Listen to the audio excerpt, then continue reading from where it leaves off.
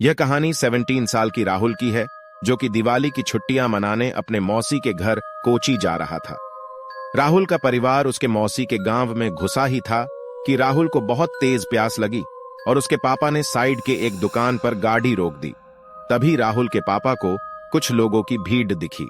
वहां वह आस पास खड़े कुछ लोगों से पूछने लगे कि भीड़ क्यों लगी हुई है। कोई कुछ जवाब देता, उससे पहले ही राहुल की नजर भीड़ के बीच में पड़ी एक औरत के लाश पर गई। उस लाश को देखते ही राहुल को ऐसा लगा कि कोई परछाई उसे छू कर गुजरी है, पर राहुल इस बात को नजरअंदाज कर दिया। तभी राहुल का ध्यान सड़क पर पड़े उस औरत के पहने हुए ज्वेलरी पर गया। उसने सबसे नजरें चुराते हुए वहां से एक कंगन उठा लिया। इतनी देर में राहुल के पापा उसे बुलाने लगे। उसने जल्दी से वह कंगन अपनी पॉकेट में रखा और वहां से चला गया। अपनी मौसी के घर पहुंचने के बाद राहुल सबसे थोड़ा अजीब अजीब सा बर्ताव करने लगा। उसके घर वालों को लगा कि वह उस सड़क पर लाश को देखकर डिस्टर्ब हो गया है, पर राहुल का ध्यान अभी भी उसके पास रहे उस कंगन पर था। वह अपने कमरे में शीशे के सामने उस कंगन को पहनकर देखता और मुस्कुराता रहता। एक दिन जब राहुल अपने कमरे में उस कंगन को पहने खड़ा था, तो उसका मन किया कि वो पूरी तरह लड़की बन जाए। वह अपने कजन श्रेया के पास गया और उससे उसके सजने संवरने का सामान मांगने लगा। फिर राहुल अपनी मौसी के कमरे में गया और वहां से उनकी सानी और लिपस्टिक उठाकर ले आया।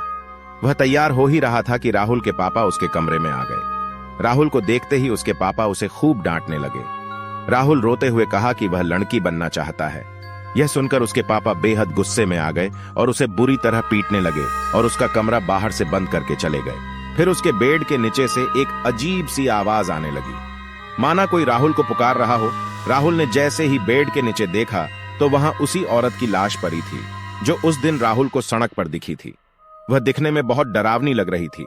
वह औरत उसकी ओर रेंगते हुए आई और राहुल में समा गई। राहुल वहीं बेहोश हो गया।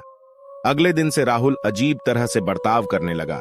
वह अपनी मौसी की साड़ी पहने रहता, लड़कियों की तरह सजता और संवरता और सबसे बोलता कि अब से उसका नाम लक्ष्मी है। कभी कभी वह जोर जोर से चिल्लाता और सारा घर सर पर उठा लेता, तो कभी किसी कोने में दुबक कर बैठ जाता और डरा डरा सा सहमा हुआ रोता रहता। एक दिन रोते रोते उसने अपने माँ से कहा कि वह लक्ष्मी है और उसे हर जगह शैतान नजर आते हैं और वे उसे आकर मार देंगे। उसने कहा, उन शैतान के पैर उल्टे हैं, दांत खून से सने हुए हैं और लंबे लंबे नाखून हैं जिनसे वो उन पर हमला करना चाहते हैं। राहुल की हालत दिन पर दिन खराब होती जा रही थी, लेकिन वह रोज लक्ष्मी बनकर सजता संवरता और अपना कमरा बंद करके नाचता रहता। उसके घर वाले समझ नहीं पा रहे थे कि उसके साथ क्या हुआ है और वो अपने आप को क्यों लक्ष्मी कहे जा रहा है। राहुल के पापा मदद के लिए आस पड़ोस में पूछने लगे। पता करने पर उन्हें मालूम पड़ा कि वह लाश जो उन्होंने उस दिन सड़क पर देखी थी, वो किसी और की नहीं बल्कि जॉर्जस लक्ष्मी की थी। जॉर्जस एक लड़के से प्यार करता था और वह अपना नाम बदलकर लक्ष्मी भी इसीलिए रखा था। वे दोनों एक दूसरे से शादी करना चाहते थे, लेकिन जॉर्जस के घर वालों को यह मंजूर नहीं था।